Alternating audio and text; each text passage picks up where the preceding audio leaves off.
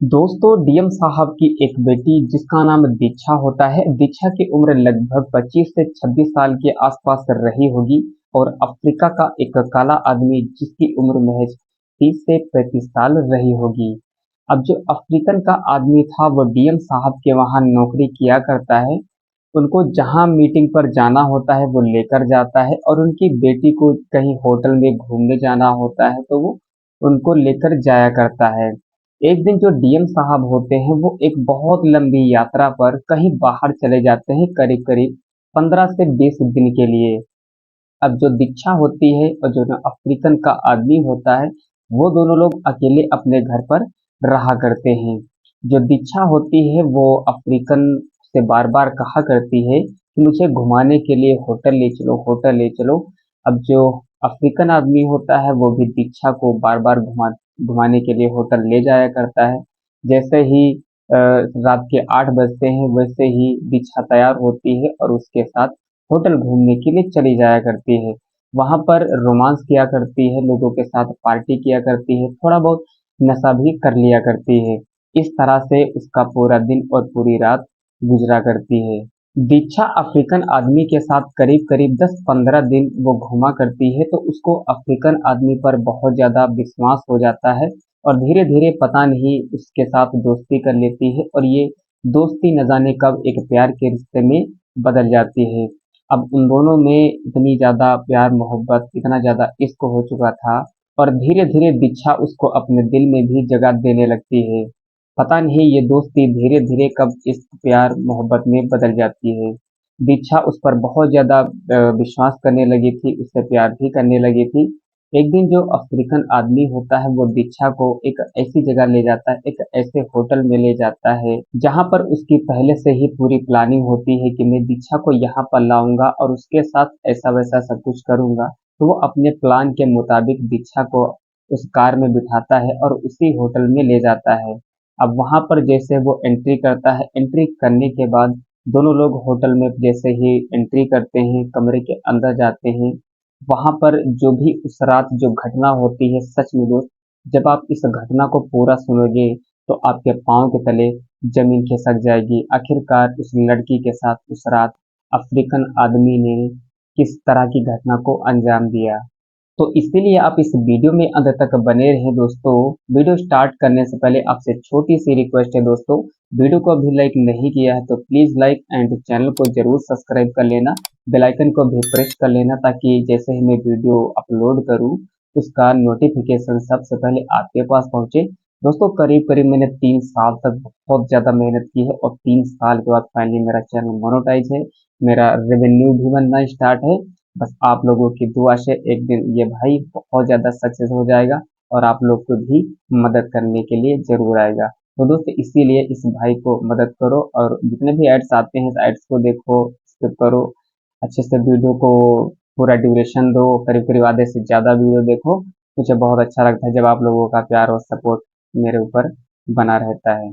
दोस्तों, आज की जो सच्ची कहानी मैं आपको सुनाने जा रहा हूँ ये सच्ची कहानी है मध्य प्रदेश की राजधानी भोपाल की।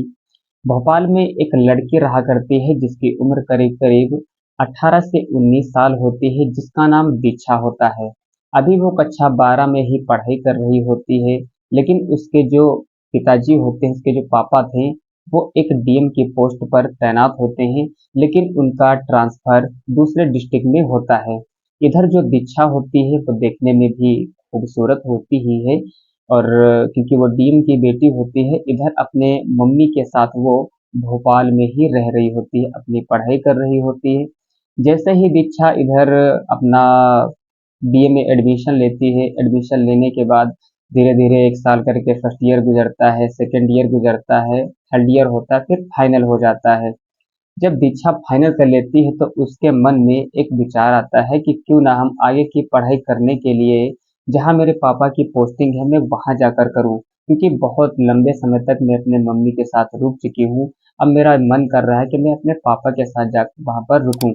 अब जो दीक्षा होती है वो रात को ही कॉल कर देती है अपने पापा के पास, कहती कि पापा मैं तुम्हारे पास आना चाहती हूँ और मेरी आगे की जो पढ़ाई है वो मैं तुम्हारे पास ही करना चाहती हूँ। उसके जो पापा होते हैं बिल्कुल भी मना नहीं कर पाते हैं, क्योंकि उनके पास तो हर सरकारी सुविधाएं मौजूद होती हैं, चाहे गाड़ी हो चाहे कमरा हो, इवन सारी चीजें जो है वो सरकार द्वारा दी गई होती हैं, तो उन्हें कोई तकलीफ नहीं होती है, कहते हैं कि आ जाओ।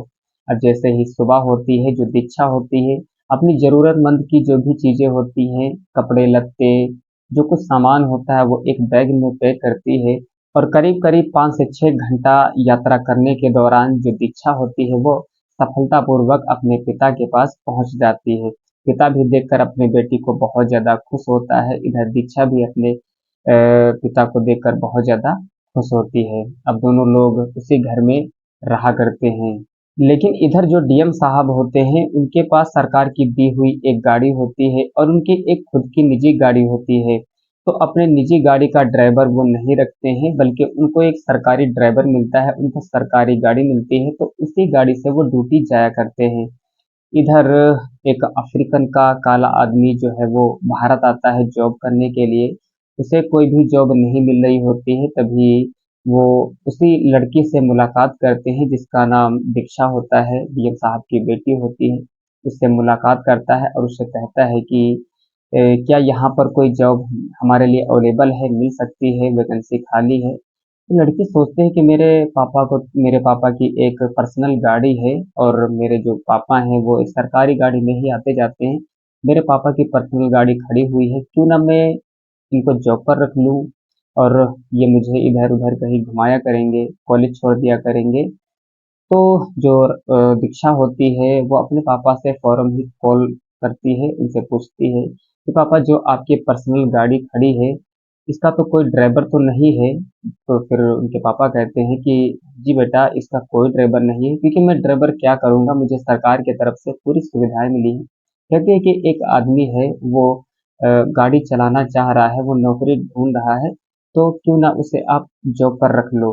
डीएम साहब कहते हैं कि बेटा, अगर आपको अच्छा लग रहा हो तो आप इनको जॉब पर रख लीजिए। अब जो दीक्षा होती है उनको कह देती है कि ठीक है, आज से तुम मेरी गाड़ी ही चलाना। अ, रात में जैसे ही डीएम साहब आते हैं, उससे सारी बातचीत करने लगते हैं, कहते हैं कि महीने का कितना पगार लोगे। अ, वो तो कहते हैं कि मैं महीने का 15,000 पगार दे सकता हूँ, इससे ज़्यादा बिल्कुल नहीं दूंगा। तो जो अफ्रीकन आदमी होता है वो मान जाता है, कहता है कि ठीक है। इधर जो अफ्रीकन आदमी होता है वो लगातार अपनी जॉब करने लगा था।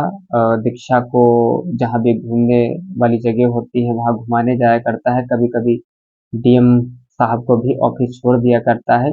करीब करीब उसको जॉब करते करते उसके घर में जब 1-2 महीने बीत जाते हैं, तब वो सभी लोग आपस में घुल मिल जाते हैं। वो कहते हैं ना कि अगर कोई अनजान व्यक्ति भी हो, तो अगर वो 10 से 15 दिन आपके पास रुकता है तो आप उसमें घुल मिल जाते हो। तो वो अफ्रीकन आदमी भी वो एकदम इंडियन तरीके से सारे संस्कृति सभ्यता सब कुछ सीख लिया होता है, तो एकदम भारत के नागरिक जैसा ही व्यवहार कर रहा होता है। एक दिन की बात है, सुबह के करीब करीब 7-8 बज रहे होंगे, तभी डीएम साहब के कमरे में फोन बज रहा होता है। वो फौरन जाते हैं, उस फोन को रिसीव करते हैं। उनके ट्रेनिंग सेंटर से एक कॉल आता है कि तुमको करीब करीब 20 से 25 दिन के लिए ट्रेनिंग सेंटर पे आना है। अब जो डीएम साहब होते हैं उनका जाना भी बहुत ज़्यादा ज़रूरी होता है। इधर जो डीएम साहब होते हैं वो अपनी बेटी को समझाते बुझाते हैं कि बेटा, मुझे ट्रेनिंग के लिए जाना है। तुम जहाँ कहीं भी जाना चाहो, घूमना चाहो, तो तुम उनके साथ चली जाया करना, क्योंकि वो एक परिवार के सदस्य ही बन चुके थे। जो डीएम साहब होते हैं उसको सब कुछ समझा बुझा देते हैं कि इस सब कुछ इस तरीके से करना है, घर के जो भी काम होते हैं वो भी सब कुछ बता देते हैं, और डीएम साहब अपनी एक लंबी यात्रा के लिए, अपनी ट्रेनिंग सेंटर के लिए निकल जाते हैं। अब इधर जो अफ्रीकन आदमी होता है, जो दीक्षा होती है, वो दोनों लोग अपने घर में रहा करते हैं। दीक्षा को किसी भी चीज की आवश्यकता होती है तो वो ला कर देता है।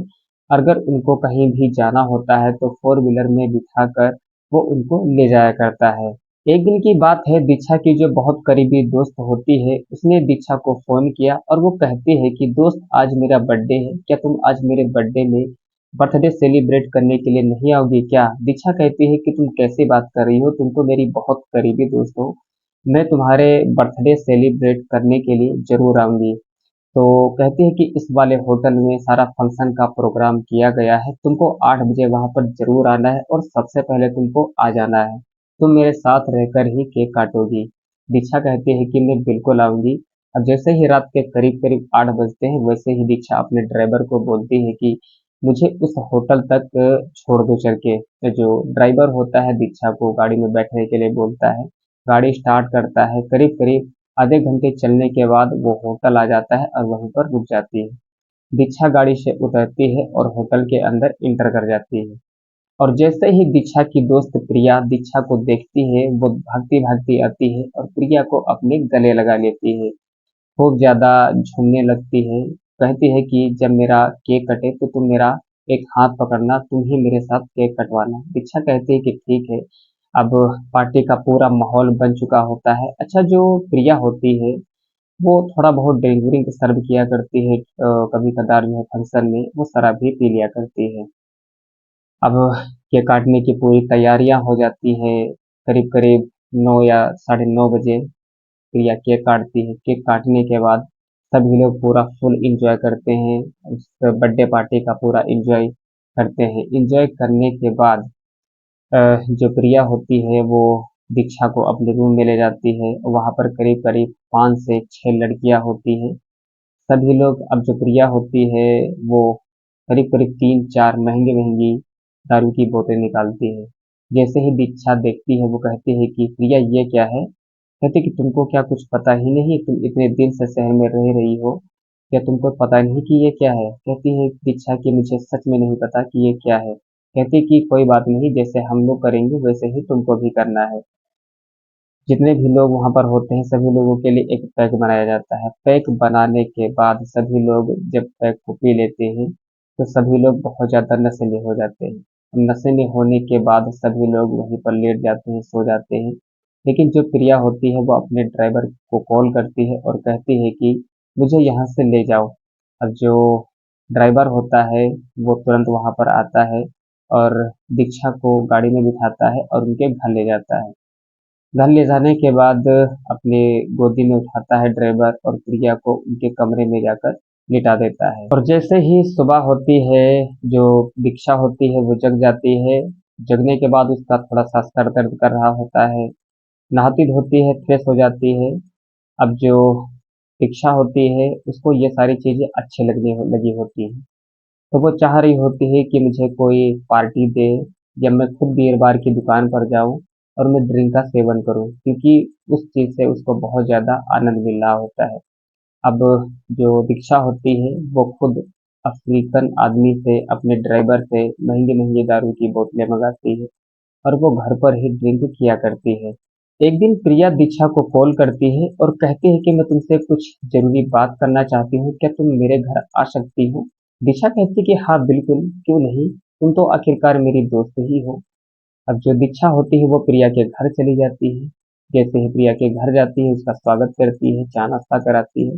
बैठकर वो दोनों बातें करने लगते हैं। प्रिया कहती है कि क्या तुम्हारा कोई बॉयफ्रेंड है। दीक्षा सुनकर ये शॉक हो जाती है, कहती कैसी बातें कर रही हो, मैंने आज तक किसी लड़के से दोस्ती नहीं की। अगर ये बात मेरे माँ बाप को मेरे पता चल जाएगी तो मुझे वो जिंदा मार देंगे। जो प्रिया होती है कहती है कि मेरा तो बॉयफ्रेंड है, मेरे माँ बाप मुझे नहीं मार डाले हैं। आजकल का जो समय है, आजकल की जो जनरेशन है, आजकल की जो लड़कियां हैं, आखिरकार किसके दोस्त नहीं है। क्योंकि प्यार करने के बाद जो लड़कियों की ज़िंदगी होती है वो बहुत ज़्यादा हसीन हो जाती है। तो लड़कियों को एक अच्छा साथी मिल जाता है और उनकी ज़िंदगी हसीन हो जाती है। प्रिया उसकी बातों को सोचती है कि बात तो सही कह रही है, मैं घर पर अकेले बोर भी हो जाती हूँ, मुझे बात करने के लिए एक लड़का होना चाहिए। ये सब बातें करते करते करीब करीब 2-4 घंटे बीत जाते हैं। जब काफी ज्यादा समय हो जाता है तो अपने ड्राइवर से कहती है कि ड्राइवर चलो मुझे घर ले चलो। प्रिया उसके गाड़ी में बैठ जाती है। रास्ते में वो दोनों एक दूसरे से बातचीत कर रहे होते हैं। बातचीत करते करते करीब करीब 10-15 दिन एक दूसरे के साथ घूमते घूमते प्रिया अपने मन में सोच रही होती है कि अगर मैं कहीं दूसरे लड़के से बातचीत करूंगी, मेरे पापा को पता चल गया तो मुझे जान से मार देंगे। क्यों ना मैं अपने ड्राइवर से ही प्यार मोहब्बत कर लूं। ऐसे में मेरे पापा को शक भी नहीं होगा और हम लोग एक दोस्ती के नाते एक दूसरे के साथ भी रहेंगे। तो प्रिया को ये ऑप्शन बहुत अच्छा लग रहा होता है।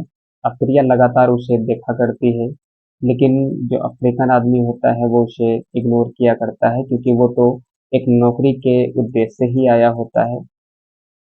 उसके मन में कोई ऐसी भावना नहीं होती, कोई मानसिकता नहीं होती कि वो प्रिया को अपना दोस्त बनाए, सॉरी दीक्षा को अपना दोस्त बनाए, लेकिन दीक्षा यही चाह रही होती है कि ये मेरे दोस्त बन जाए, ये मेरे बॉयफ्रेंड बन जाए। अब जो दीक्षा होती है अपना बॉयफ्रेंड उनको बनाने के लिए बड़े बड़े होटलों, 5 स्टार होटलों में घुमाने ले जाया करती है। एक दिन जो प्रिया होती है वो अपना जो प्यार मोहब्बत है वो जाहिर कर देती है और उससे हाथ हाथ उसका हाथ पकड़कर उससे बोलती है कि मैं तुमसे दोस्ती करना चाहती हूँ, मैं तुमसे प्यार करना चाहती हूँ। जो अफ्रीकन आदमी होता है वो भी उसके बात मना नहीं कर पाता है और वो दोनों एक दोस्त होने के नाते पता नहीं ये दोस्ती कब एक रिश्ते में बदल जाती है, प्यार के रिश्ते में बदल जाती है। अब धीरे धीरे समय बीतता जाता है, करीब करीब करीब करीब 15 से 20 दिन ऐसे गुजर जाते हैं एक दूसरे के साथ। तो वो दोनों घर पे तो अकेले ही होते ही हैं और एक दिन जो दीक्षा होती है वो बहुत ज़्यादा नशे में होती है, बहुत ज़्यादा नशा कर लेती है, अपने आपे में नहीं होती है, अपना आपा खो देती है। फिर वो अफ्रीकन के रूम में चली जाती है। अफ्रीकन के रूम में जाने के बाद उसके साथ अप्राकृतिक तरीके से पेश आ रही होती है, उसके साथ गलत तरीके से पेश आ रही होती है। और ये सारी चीज़ें करने में जो अफ्रीकन लोग होते हैं वो बहुत ज़्यादा मजबूत होते हैं। प्रिया जो होती है वो बहुत ज़्यादा उस दिन नशे में होती है, उसको पता नहीं होता है कि वो किसके साथ क्या कर रही है।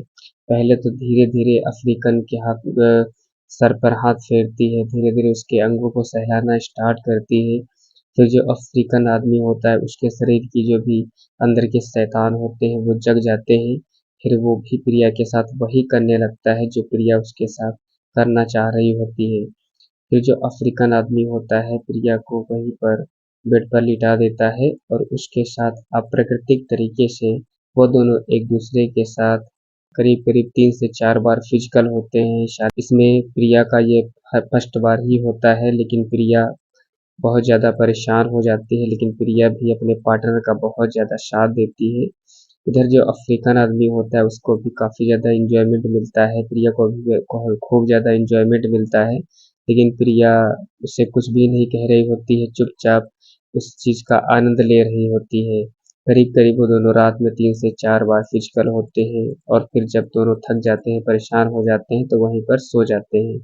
और जैसे ही सुबह होती है दोनों एक दूसरे को जब इस हालत में देखते हैं तो एक दूसरे से शर्मा जाते हैं और फिर जो प्रिया होती है बाथरूम चली जाती है, नहा धोकर वो एकदम फ्रेश हो जाती है। फ्रेश होने के बाद वो दोनों एक दूसरे को बहुत ज़्यादा देखकर मुस्कुरा रहे होते हैं और उसके दूसरे दिन ही प्रिया के पापा प्रिया के घर आ जाते हैं। वो कहते हैं ना कि अगर ये चीज़ें इश्क मोहब्बत चीज़ें चाहे जितना छिपा के रखो लेकिन ये चीज़ें छिपती नहीं है।